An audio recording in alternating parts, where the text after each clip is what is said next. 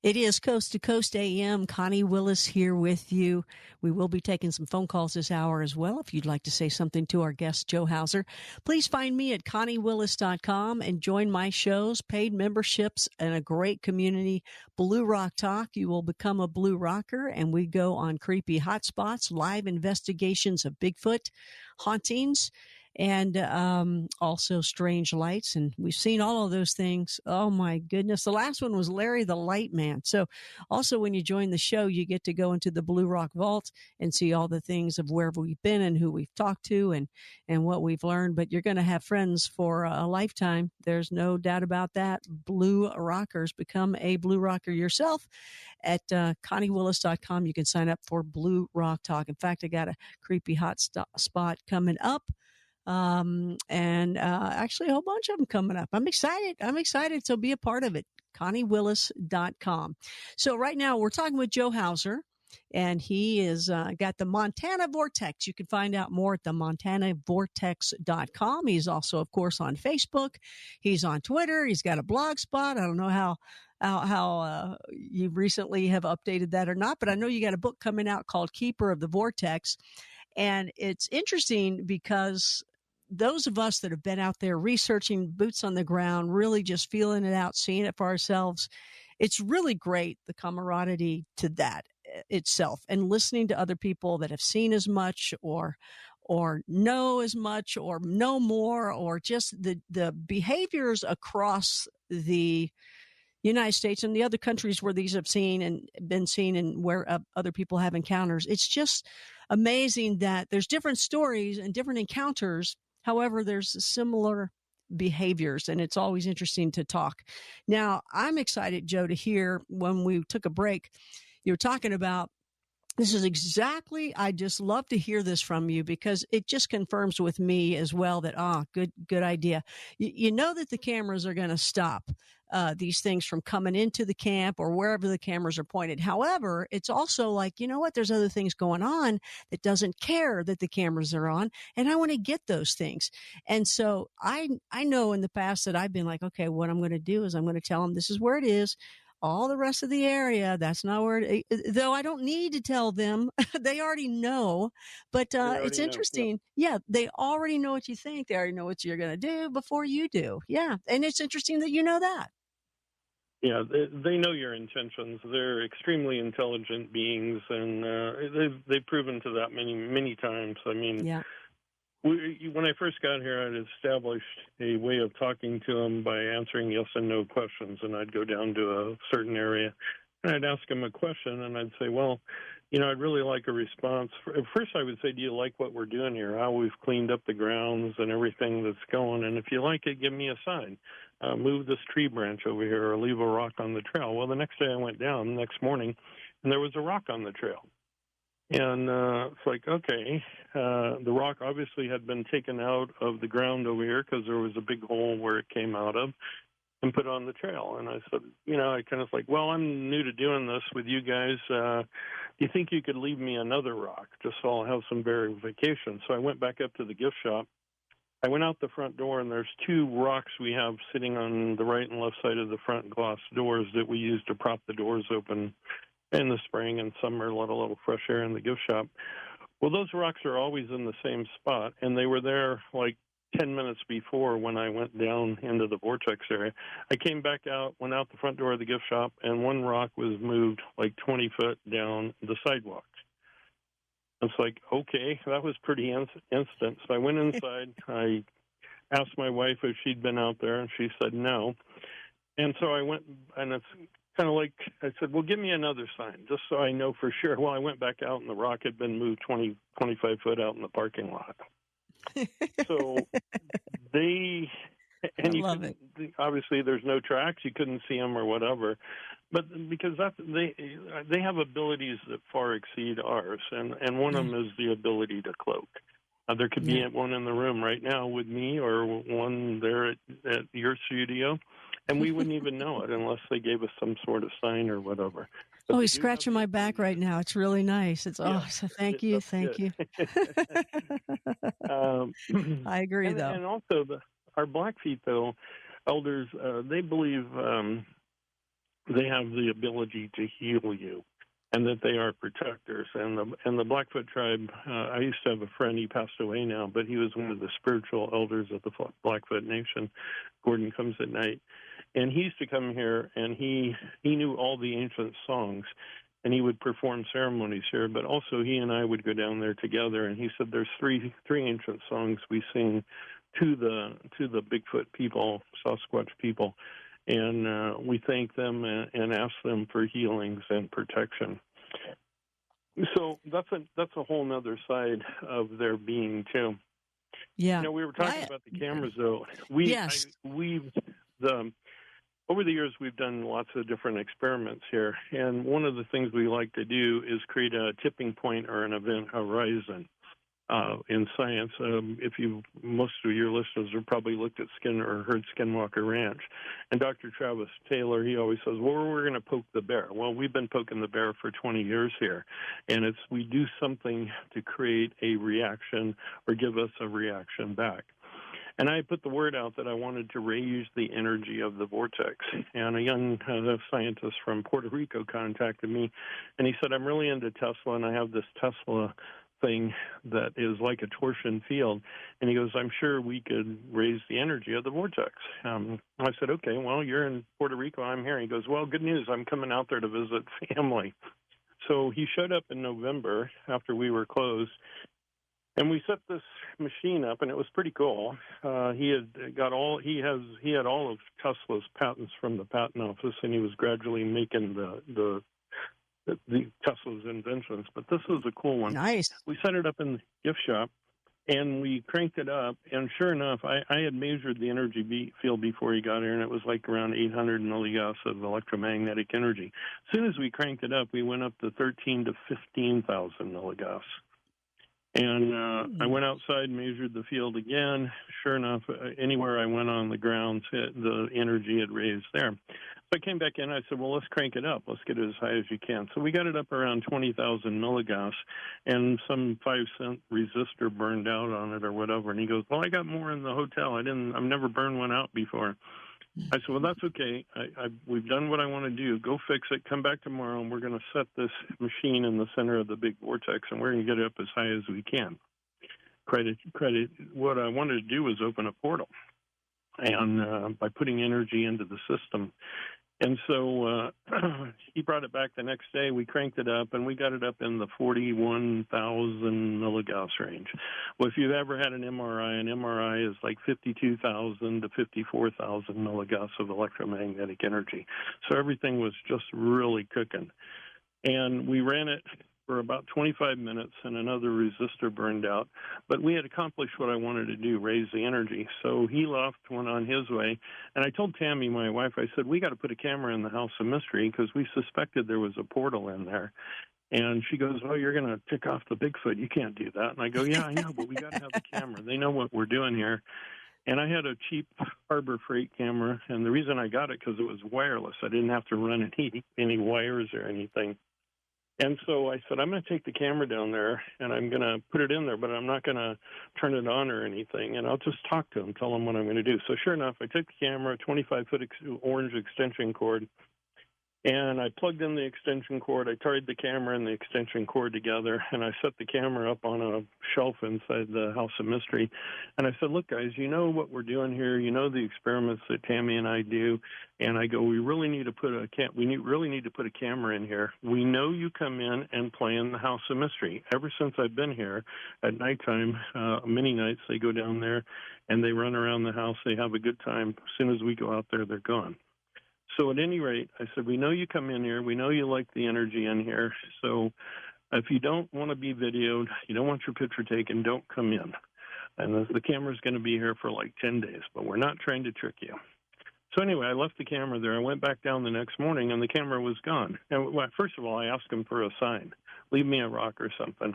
And, well, there was no sign. So the next morning I go down, the camera's gone. And the only reason I knew where the camera was at because they had tossed it out the back window of the House of Mystery, and it hit the end of the cord of the orange extension cord, and it was laying down on the trail about 25 foot below the house. So I Oh, went down there man. and I got the camera. I guess that was a good sign. No, we don't want a camera in here. So I went That's down and got exactly the camera, right. and it kind of ticked me off. I said, "Hey, look, this isn't right. We've always respected you. We've never tried to trick you or anything else. You know the experiments we do here. We really need to put a camera inside the House of Mystery, and you really, you really made me mad that you threw my camera out like that. I'm going to put the camera in there, and if you don't want to come in, don't come in." So I was coming back up towards our house. We live on the property, and Tammy was coming down. She goes, "What happened? Did you turn the camera on or whatever?" And I go, "No." I told her what happened, and she goes, "Oh, you can't talk to him like that. You're gonna tick him off." She goes, "Let me go down and talk to him." The women's touch. So she went down. She was in the house for about 15 minutes, 10 minutes. Came back up. And as she's walking up the trail, she goes, "Well, what do you think? Do you think we should turn the camera on?" And it just hit me. It just like came in my head. It's time for them to show the world what they really are. And I told her that. I said, "Do you think it's time for them to show the world what they really are?" And she goes, "Yeah." And I go, "Well, let's get out and talk to them." So we did. And we told them, camera's going on tonight. If you don't want to be videoed, don't come in. But if you do, show the world what you really are. Well, about a week later, there was this great big white orb inside the House of Mystery, and I had taken the SD card out of the little monitor, and when I came in the house, the infrared alarm was going off. I came back. There was this big white orb in there. There was a great big blue circle that looked like an opening or a portal. And I got my phone out because I knew there was no SD card in there. I started to film it, and I dropped the camera. Well, I watched the orb fly over in the corner of the House of Mystery. I picked up the camera, started filming again, and I had this great big puffy thing come in. And it floated around. It had arms, it had legs, and it kind of floated up into the ceiling, and then went over to the right-hand side of the camera and disappeared. Well, there was also a ton of light or energy coming in from the other side of the House of Mystery, and it's pitch black outside. We're in the dark of the moon, so there shouldn't be any light at all. And this round circle is still in there. And after about a minute, here comes a Bigfoot walking across right in front of the camera. It's got the sagittal crest. It's got the slope to back and neck. Its neck is sitting right on its shoulders, and it's in a physical presence now. It walks across the House of Mystery. When it gets over to where the orb had gone to, then it kind of floated up into this spiritual light being, floated around, and just kind of disappeared. And then another one came in doing the same thing. Well, that night, Tammy and I ended up getting 18 videos of them in the House of Mystery. Oh, my. Wow. So what we have is something, and I've I want to see it. They travel in the form of an orb. They manifest in this dimension into like a light being, and then they come in and have a physical presence. That's why we see sometimes only one or two tracks out in the woods, and they disappear. They just pop into this dimension for a short period of time. And so anyway, that night, 18 videos. I've showed a couple of those videos at conferences. I just showed one at a conference, our conference here, the Montana Mystery Conference.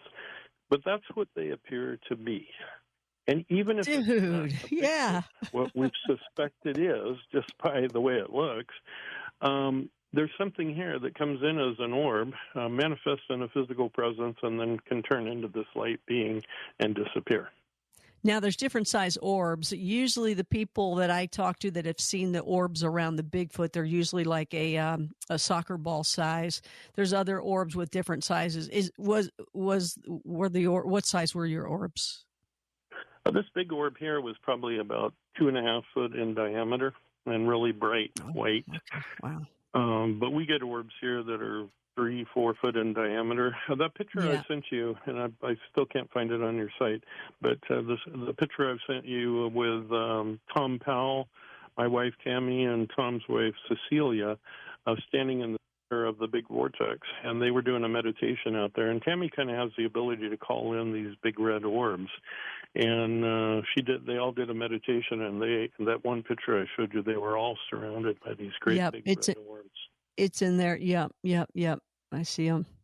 Yeah, I was just wondering if the orbs did actually, the size of orbs, if they matched a certain entity, because, a lot of people would say in areas where it's totally Sasquatch, they're like, okay, they're all soccer ball size. And I know that there's other sizes of orbs, and I just wondered if they correlate it with an entity. We got lots of people that want to call in. Let me grab one of the calls here. West of the Rockies, Howard out of Vancouver, Washington. Hey there, Howard. You're on the air. Connie, I've got a question for Joe. Sure. Many years ago, I visited the Oregon Vortex with some friends of mine. We were teenagers then. And we decided to stop in there and paid the admission. And they had a guide that took us out to an area just out in the woods there. It was a bare area in the woods, maybe about 100 feet in diameter. And first thing I noticed was all of the small fir trees that were right around the perimeter were all bent right towards the center of that circle.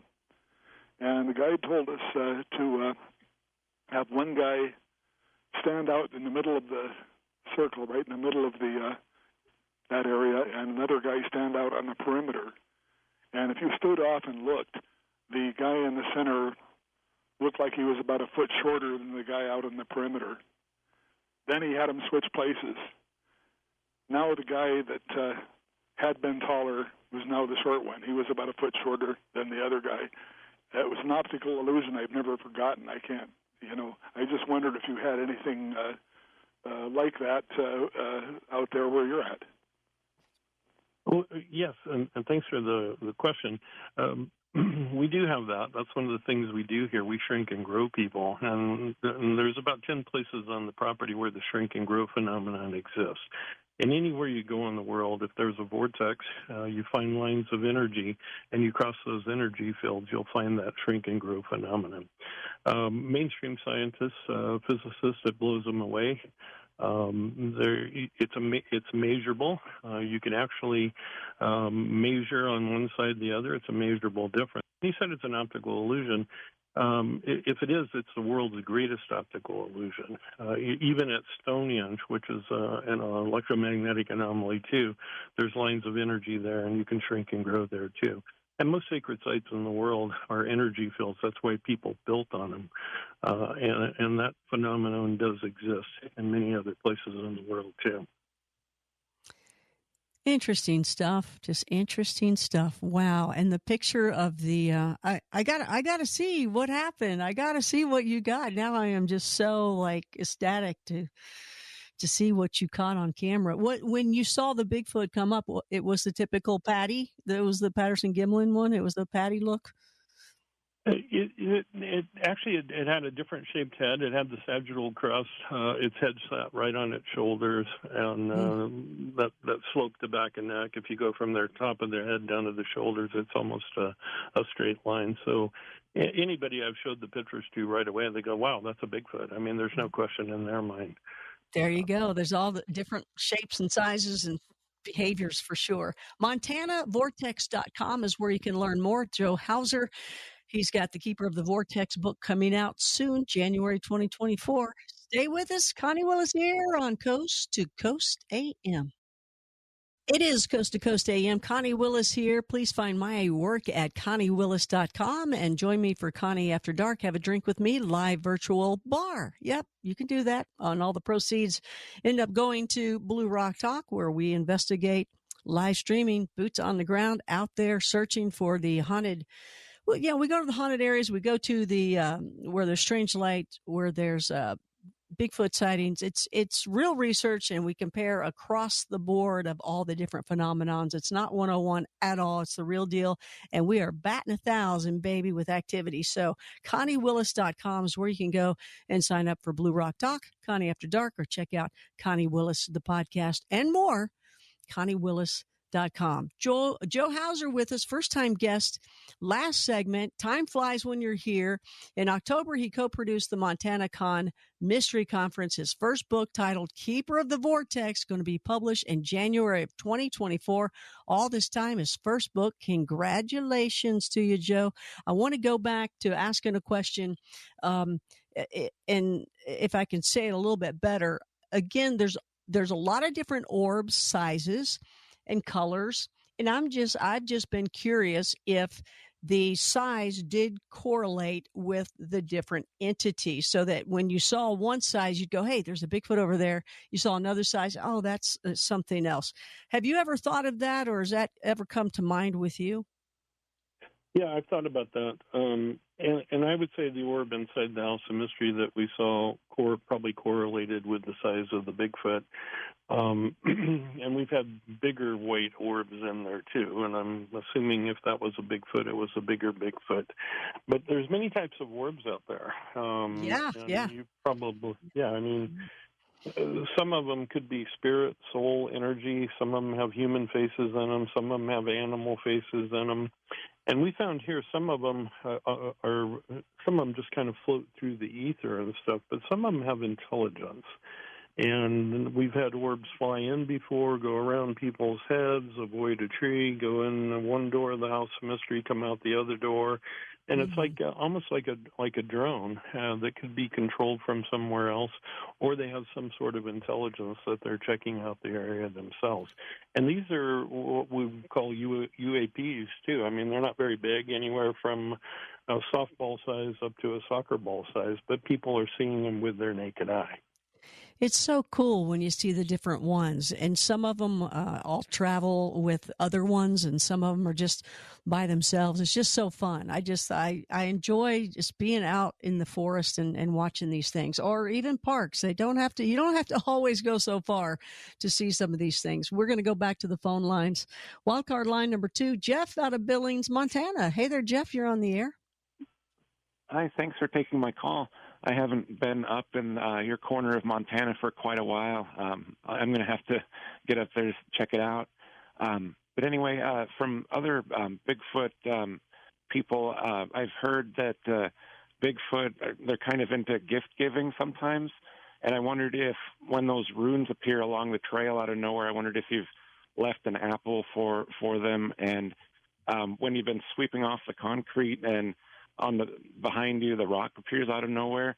Wonder, it'd be interesting if you started just picking it up and putting them in your pocket and just giving an audible thank you and hanging on to it. I wonder what would happen with the rocks after you've kept them. I just heard about the gift-giving type of thing with them, like somehow it's significant to them.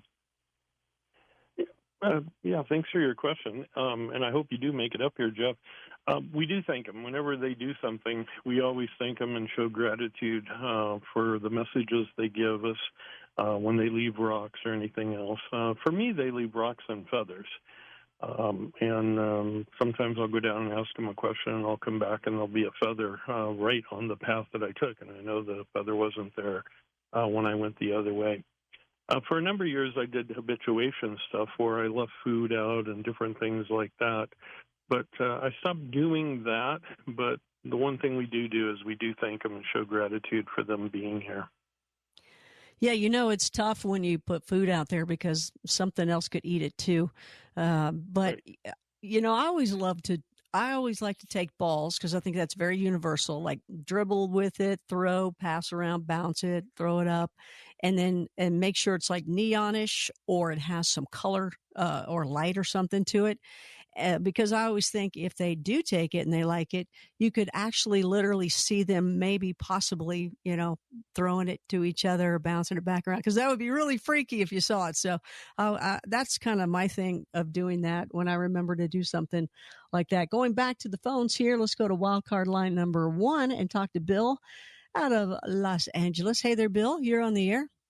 Hi, Joe and Connie. I'm a former corporate newspaper journalist, and I recorded a program, Connie, that you did on February 27th, 2021, with a guy named Mike, who goes by Sasquatch Ontario, and he played some really provocative audio of what he claimed was a Bigfoot interacting with him, and some really strange, provocative sounds. Like, it reminded me of a combination of a flute and a bassoon, just oscillating between these high and low pitches. And he was doing this apparently to discourage some wacky proposal by I think it was a New Mexico politician for a Bigfoot hunt or some crazy thing. And it made quite an impression on me. So a couple months ago, I asked Ron Moorhead, and I think there was a guy with him named Randy, a self-described linguist, to comment on Mike's audio. And Ron gave a really measured, balanced response, saying, "Well, I've heard it, and I think you should have it professionally authenticated to resolve any controversy." But the other guy, the self-described linguist, just out and out called it a fraud, and apparently there's some feud going on between Mike and that guy. And Joe, you sound like the exact guy to kind of shed some light on that controversy. Well, without hearing it, it's hard to say. But there's many people that record things. We have some strange recordings here that nobody can identify what they are. It's almost like a popping sound, like something coming out of a tree, and the sucking and popping sound as it comes out. And whether it's Bigfoot related or not, we don't know. So, but yeah, I think anytime, like Ron Moorhead, Ron had all of his sounds analyzed and forensic studies done. And I think that's the best way to go. If you have sounds that you think could be Bigfoot related or something else, get them tested. Send them to a lab and get them tested. And that was Ron's buddy Scott. Well, I was thinking you said Randy, but I was thinking it was Scott Nelson. Probably. Yeah, it's Scott. Yeah, it was Scott. And Scott totally. Was just here at the Vortex about a month ago too, and I showed him all the pictures of the glyphs, and he's far more knowledgeable about runes and stuff like that. And he said, "Oh, a whole bunch of these are runes. I could match them up into runes," and he knew all the names and everything else. So I thought that was kind of interesting too. Yeah, well, when it comes to the voice and stuff, that is just something we're learning. We're catching on tape more and more. We're when you hear them and you don't have it on tape and you describe it, it's very hard to describe because it's so different. Then when you get it on tape and you play it to people, it's always just going to be a horrible thing. And with the reactions. But yeah, Scott was not in favor of it at all. Ron thought differently, and that's what happened. Yes, when they were on with George Norrie recently. And me, I love Mike Patterson. I love his work, and I think it's authentic just from what I've heard out in the woods myself. It's always going to be a fight. It's always going to be that way. But I think it's terrible when people do just tear down somebody's work of 20 some odd years or more. By saying some stuff like that. I think we got to be careful. Those of us that are in this, we got to be careful. We got to help each other, support each other. And, sometimes you just got to shut up, I think. Yeah, I agree. It's because that's tough. I really do believe you've heard Mike Patterson's Neff talking, right? Or no? Yeah, I have. I'm not into his stuff totally, but I have heard him before. Yeah. Uh-huh. Yeah. Like his stuff. But you know what? Different people take their teachings, their findings, their studies, their research in different areas of life. There's some people that study the Sasquatch. We'll stick with the Sasquatch. There's some people that study that, and they only want to talk about the religious part of it. There's other people that, right? And then there's some people like Patterson. Mike will take it to he talks about conspiracy stuff with them. It just depends on who you are and what's important in your life, where you go asking them different things, and it's just the way it is. I agree totally. We talked to him here just like we're talking to you right now. I mean, I'll give you an example. When I first got here years ago, there was one that would come up and slap the back of the house, 12 foot up high on the house. And sometimes he'd slap it and walk away and go, oh. And he usually do it about 2 or 3 o'clock in the morning. Well, I put a game camera out there and the slapping stopped. So I took the game camera out, and sure enough, they would slap the house again. And this has gone on for years. And sometimes he'd bring a little one with him. I'm assuming it was a male and it was big. And he'd slap the house, and the little one would slap the house down low. Well, when Tammy moved in about 12 years ago, we got married and she stayed here. She has a hard time going to sleep. And when she gets to sleep, she gets woken up by just the littlest noise. And she was aware of him slapping the house. She'd been here before, and she put up with it for about a month and a half, 2 months. And one night he slapped the house really hard, and she just raised up in bed and she goes, "Stop slapping the house. It scares me.